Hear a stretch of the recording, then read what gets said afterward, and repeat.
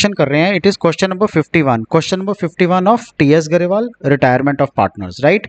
जब मैं आज दिन में ये क्वेश्चन करवा रहा था तो मैंने एक चीज नोटिस की that students are very much confused with this F adjustment.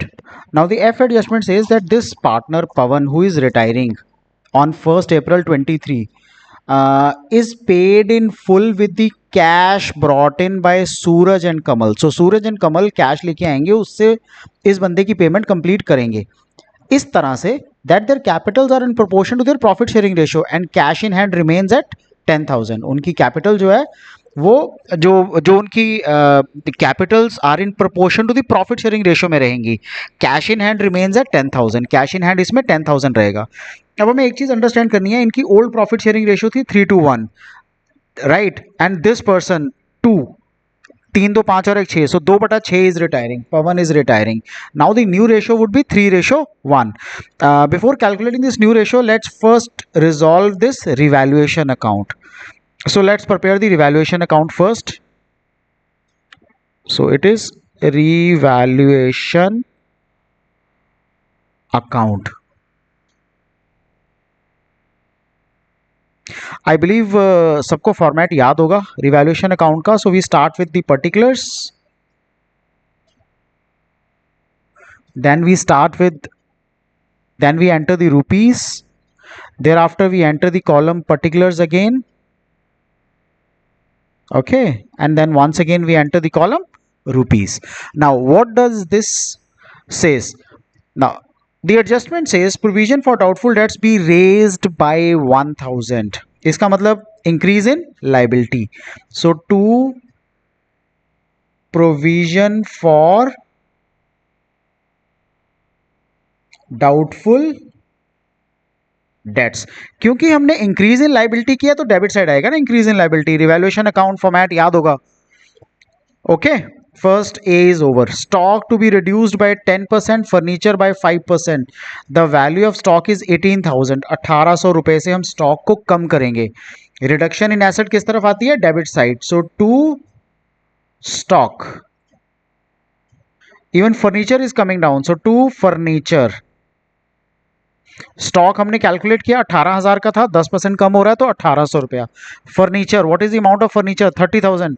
30,000 का कितना रिड्यूस हो रहा है फर्नीचर? 5%. सो 30,000 का 5% is how much? 1,500 rupees. Clear? We are done with two parts, A and B. Now third part, there is an outstanding claim of damages of 1100. It is to be provided for. Outstanding claim है, it's a liability. So what do we write? To outstanding claim.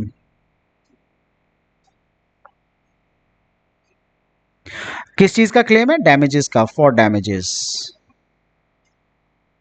1,000 rupees.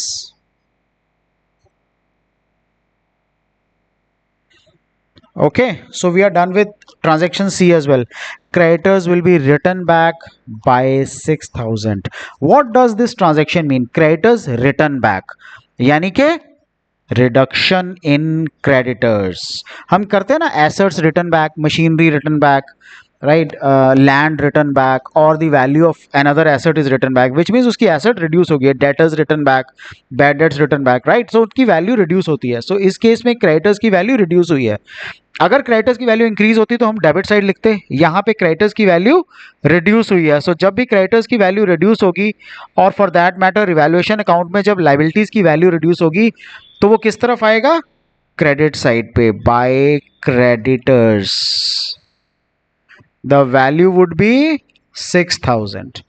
Is there anything to appear here? Goodwill of the firm. Goodwill आती है partners capital account में, and F का तो हमें treatment partners capital account में ही करना है. So let's calculate this value. This becomes 6,000. ये भी 6,000. Okay, so now the two profit transferred to partners capital account. What are the names of partners? Suraj, Pawan and Kamal. 3:1 में this balance will be divided. So we say Suraj, Pawan and कमल। तीनों को हम 3 to 1 में divide कर देंगे। पहले हम इसको सब्ट्रैक्ट करेंगे। 6000 ये कितना बन गया, दिस इज एक और एक, 2 3 4, 4 और 4 4800 5300 5300 5400, right. So 5400, outstanding claim is 1100. So 5400, 6000 minus 5400 is 600 to be distributed among partners in the ratio 3 to 1. So 600 into 3 by 6, 300 इसको आएगा, 200 इसको आएगा, 100 इसको आएगा। So अभी तक हमने सिर्फ 2 नंबर का क्वेश्चन सॉल्व किया which is revaluation account, right. इसके बाद अब हमें क्या क्या करना है, अब हमें पार्टनर्स कैपिटल अकाउंट बनाना है, हमें सेक्रीफाइसिंग और गेनिंग रेशियो निकालनी है, अगर कोई पार्टनर सेक्रीफाइस कर रहा है तो वो भी निकालना है, हमें एडजस्टमेंट ऑफ कैपिटल करनी है, एडजस्टमेंट ऑफ गुडविल करनी है, एंड कितना कैश हम लेके आएंगे या लेके जाएंगे ये कैलकुलेट करना है। सो हम वर्किंग नोट्स भी साथ साथ बनाएंगे इस क्वेश्चन में। सबसे पहले हम पार्टनर्स कैपिटल अकाउंट के फॉर्मेट बना लेते हैं, राइट। सो पार्टनर्स कैपिटल अकाउंट का फॉर्मेट क्या होगा, partners capital account, okay, the format will be like this. This is the debit side, this is the credit side, this is particulars, okay.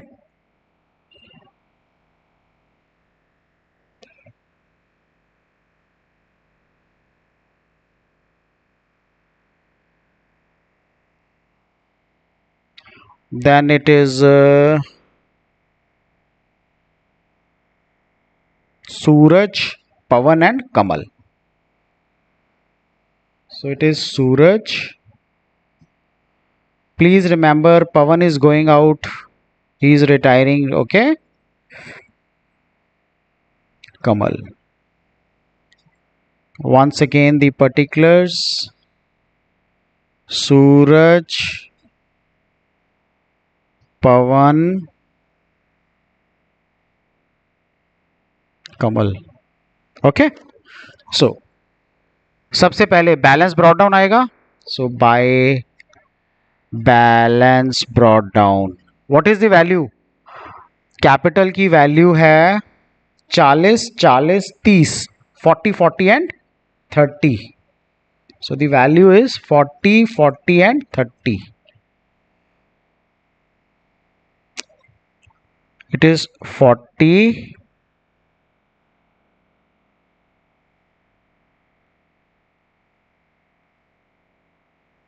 40 and 30,000. What else to be divided? Then there was general reserves there were general reserves 12,000. Then goodwill, okay. सबसे पहले general reserves जाएंगे, bye general reserves किस ratio में जाएंगे, general reserves मैं यहाँ आपकी information के लिए लिख देता हूँ old ratio, right. Old partners में डिस्ट्रीब्यूट होते हैं ना। So old ratio 12,000 in divided by 6 into 3, 6,000 4,000 and 2,000, right. So आपकी इंफॉर्मेशन के लिए मैंने यहाँ ओल्ड रेशियो लिखा है, यहाँ लिखना नहीं होता otherwise, okay.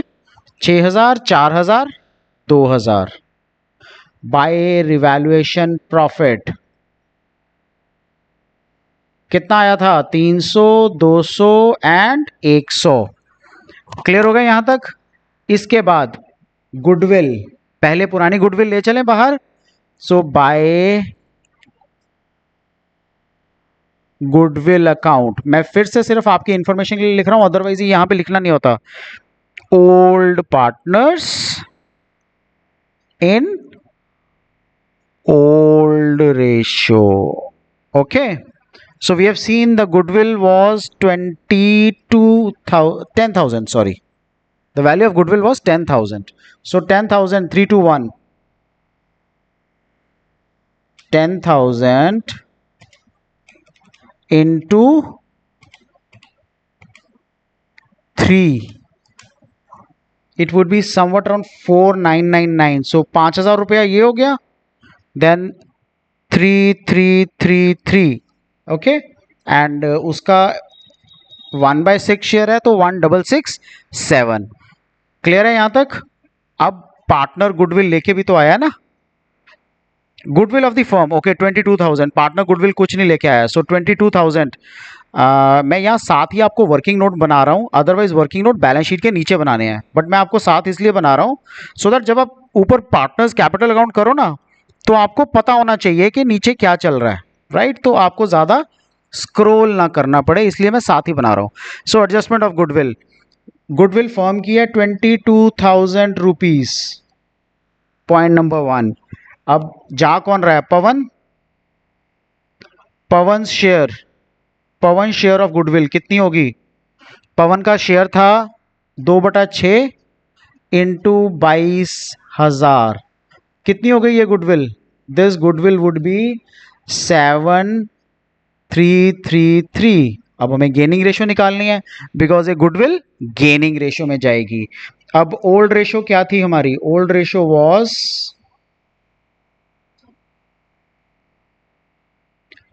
Remember the old ratio 3:2:1।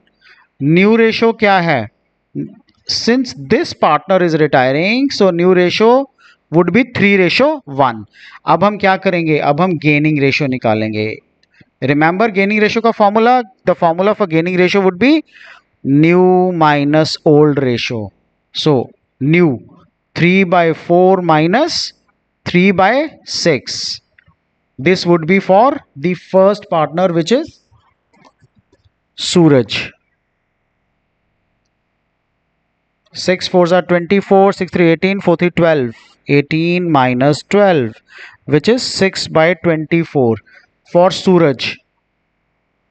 For Kamal, it would be 1/4 minus 1/6. 6 minus 4, 2/24. So new ratio was 3:1 and gaining ratio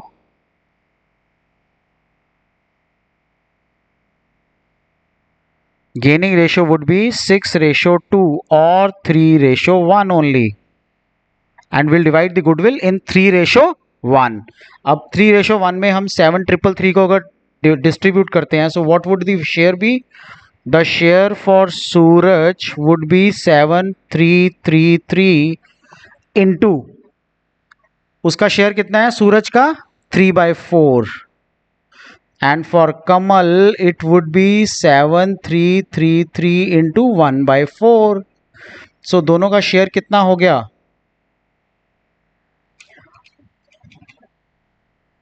late me use the calculator in this case. 5499 which is 5500। So 5500 रुपया इसका हो गया and 1,833 रुपये to the other partner, right? So हम लोगों ने क्या क्या कैलकुलेट कर लिया? We have calculated the goodwill and the gaining ratio for both the partners. अब हम गुडविल को कहाँ मेंशन करेंगे? दोनों पार्टनर्स गुडविल का पैसा लेके आ रहे हैं, और कौन लेके जाएगा? The middle partner. The name of middle partner is Pawan. So ये दोनों पहले तो पैसा लेके आएंगे। The value was 5500 and 1,833 by Pawan's capital account. Okay, Pawan के कैपिटल अकाउंट में कितना पैसा दे रहे हैं? ये 5500 एंड 1,833।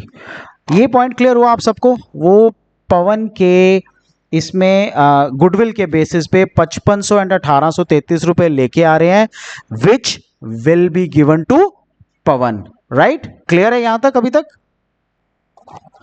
ओके, सो ये जो पैसा पवन को दिया है by Suraj and by Kamal, ये यहां पे आएगा by Pawan's capital account. Suraj कितना देगा पवन को? 5500, this one, right? And again by Pawan's capital account 1,833 रुपए, 33 rupees is being given by Kamal. So 1,833 रुपए कमल देगा उसको। यहां तक का कोई पॉइंट जिसमें डाउट हो अभी तक, क्लियर ना हुआ हो? बिकॉज हमने ऑलमोस्ट सारी ट्रांजेक्शन्स कर ली हैं except for the last one which is F. सो अब हमने एफ करना है, लेकिन एफ करने से पहले ऊपर वाली सारी ट्रांजेक्शन्स को एक बार ध्यान से देख लो, कोई भी डाउट है मेरे से पूछ लो, राइट? ओके, यहां तक क्लियर हो गया सारा? अब पवन का कैलकुलेट करते हैं, उसको पैसे कितने जाएंगे। सिंस पवन इज रिटायरिंग ना, so we have to calculate कि हम उसको कितना पैसा देने वाले हैं। यहां पे आ जाएगा 2, आई एम सॉरी यहां पे बाय लिख दिया, इट शुड बी 2, ये भी गलत है। Okay, so it should be 2, credit side by आता है। सो 2 बैलेंस कैरेड डाउन। पवन का टोटल कितना बना? पवन का टोटल बन गया 51533, 51533। सो यहाँ भी आ जाएगा 51533। 51533 में हम ये वैल्यू माइनस करते हैं तो बैलेंस फॉर पवन इज 48200। ये तो अमाउंट हमें उसको कैश देनी है, सो टू कैश अकाउंट आ जाएगा। 48,200 रुपया हमें पवन को कैश में देना है। यहां तक क्लियर हो गया? अब हम कैलकुलेट, पवन का टोटल आ गया 40,000 plus 6,000 plus 300, so the value is 46,300। So it would be 46,300 here. 46,300 में से 10,500 माइनस करेंगे हम, तो the value remains is 35800। Okay, the value for Kamal would be 30 और 2 32, 32,100। 32,100 में से 1,667 एंड 1,833 दोनों जब हम माइनस कर देंगे तो वैल्यू रिमेन्ड इज 28,600, 32,100। ओके, यहां तक क्लियर है पॉइंट? अब हमें कैरेट डाउन को बाय बैलेंस ब्रॉट डाउन करना है, यानी कि पैसा कौन लेके आएगा, कितना पैसा लेके आया जाएगा। Why? Because we have to pay 48,200 to Pawan as well. ठीक हो गया यहां तक? चलो अब total capital of the firm calculate करें, बिकॉज हमारा एफ पार्ट, अब हम एफ पार्ट कैलकुलेट कर रहे हैं, please understand it properly. F part वो कहता है Pawan is paid in full with the cash brought in by Suraj and Kamal in such a manner that their capitals are in proportion to their profit sharing ratio, कि उनकी capital उनकी profit sharing ratio में होनी चाहिए, and cash in hand 10,000 होना चाहिए। अभी हमारा कैश इन हैंड कितना है? 18,000 है, तो हम 8,000 यूज कर सकते हैं इसमें से, right? So let's calculate the adjustment of capital portion. So shall I use this one? यहाँ पे मैं लिख देता हूँ 1, यहाँ पे गेनिंग रेशियो वाला प्रोपोर्शन हो गया 2 and this one would be 3। अभी हमें रिमेंबर बैलेंस शीट बनानी है, ये तीनों चीजें मैं बैलेंस शीट के नीचे लिखनी है, ये तो कैलकुलेशन के लिए मैं यहां पे लिख रहा हूं, right? So adjustment of capital, please understand this. Total capital कितनी है फर्म की? Total capital of firm, total capital of firm कितनी है? 35,800 ये है, 28,600 ये है, प्लस जो उसको देनी है 48,200 वो भी है, राइट? सो हम तीनों को ऐड कर लेंगे। The total capital of the firm would be 35,800 plus 48,200 plus 28,600 minus, हम कैश में से 8,000 रुपया यूज कर सकते हैं, so will subtract 8,000 minus 8,000। Okay, so हमारी टोटल कैपिटल वैल्यू कितनी आ गई? 1,04,600 रुपया। ओके, सो 1,04,600, जब हम 35,800 को 35,800 प्लस 48,200 प्लस 28,600 इन तीनों को ऐड करते हैं, इट बिकम्स 1,12,600। हमारे पास 8,000 का कैश ऑलरेडी पड़ा हुआ है जो हम यूज करेंगे, सो हमारी वैल्यू टोटल कैपिटल आ गई 1,04,600।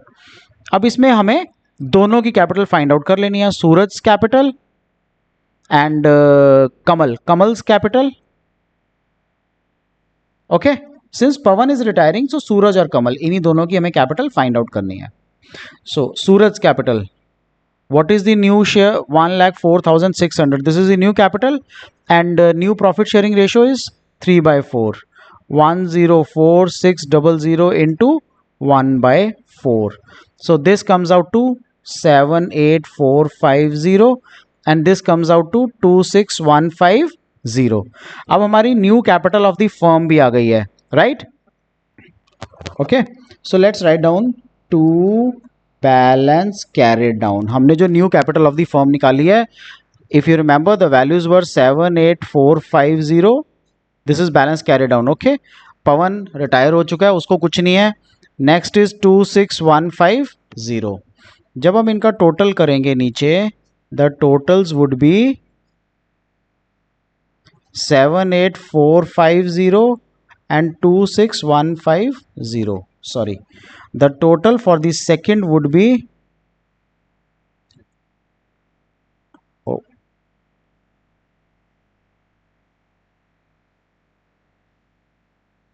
so this would be 78450 and this would be 28,600, so 28600.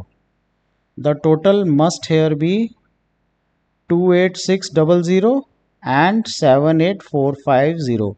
Now here is a shortage, so which means this person will bring in the cash.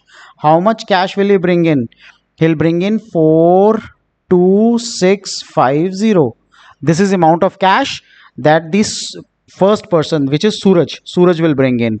This person will take away the cash because iska closing capital is lesser. Okay, so he'll take away 2450. This is the completion of partners capital account. Now let's make the balance sheet also for your benefit. Okay, now let us make the balance sheet. You remember the balance sheet format? So balance sheet format क्या होता है? Balance sheet as at, what is the year? The year is 2023. 1st April 23 को retire हो रहे हैं ना, so 31st March 23. So as at 31st March 23, right? If you know the reason हम balance sheet को as at क्यों लिखते हैं, do let me know in the box. The format of the balance sheet, we start with liabilities, okay, then the rupees part, then we write assets here, again the rupees part. Now coming back to the balance sheet, the balance sheet was, yes, cash in hand 18 से 10 हो गया, so 10,000. Debtors, so we raise the amount of debtors by 1,000, so 25,000, then minus provision, so let's write one by one. Okay, so cash here, cash is 10,000 rupees. Okay, then there were debtors. Debtors were for 25,000 minus provision 4,000. Balance of debtors would be 21,000. There was stock, there was furniture, okay, and there was machinery.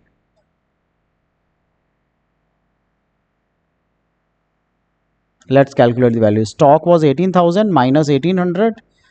1,800 subtraction our 18,000 में से, so 18,000 minus 1,800 would be 16200. 16200 would be stock. 16200. Furniture 30,000 minus 15, so 28,500. Was there any change to the machinery? I do not think there was any change to the machinery. So machinery was 70 and capped at 70 only. There was no change in the adjustment, right?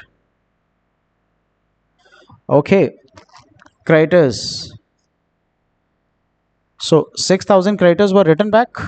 What was the value for creditors? The value for creditors was 46,000. 40,000 creditors were written back. Okay, so 46 में से 6000 गए, 40,000, 12,000 general reserves was already distributed and the balance was to the capital account. So creditors 40,000 remained, 46,000 minus 6,000, right? So leftover were 40,000. Then there was outstanding claim for damages. It was 1,100 rupees. Then there was capital account. Capital accounts for Suraj, for Kamal. Okay. So Suraj, it was 78450 to the best I remember. 78450 26150.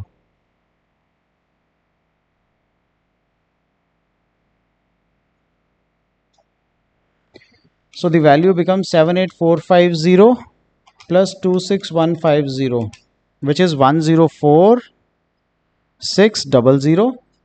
So this totals to plus 40,000 plus 1100, 145,700. What about on the asset side? 70,000 plus 28500 plus 16200 plus 21,000 plus 10,000. So 145,700. Right, guys? So this finishes the complete question. It was a bigger one, but of course an interesting one. So आपको एक चीज का जरूर ध्यान रखना है, जो F part है, जो इसमें सबसे ज्यादा कंफ्यूजन क्रिएट करता है, वो क्या है? That Pawan is paid in full with cash. So हमने उसको कैश तो दे दिया, उसको भेज दिया रिटायर करके. Brought in by Suraj and Kamal. जो कैश है पवन को देना, वो सूरज और कमल लेके आएंगे फर्म में. इस तरह से लेके आएंगे कि उनकी जो कैपिटल है are in proportion to the profit sharing ratio. जो उनकी प्रॉफिट शेयरिंग रेशियो है उसकी प्रोपोर्शन में हो. अगर आप इसको कैलकुलेट करोगे, हमने 1,04,000 निकाला ना, तो 1,04,000 क्या था? ये प्रॉफिट शेयरिंग रेशियो में हमने उसकी कैपिटल को, ये हमारी कैपिटल आई थी, उसको हमने प्रॉफिट शेयरिंग रेशियो में डिस्ट्रीब्यूट किया.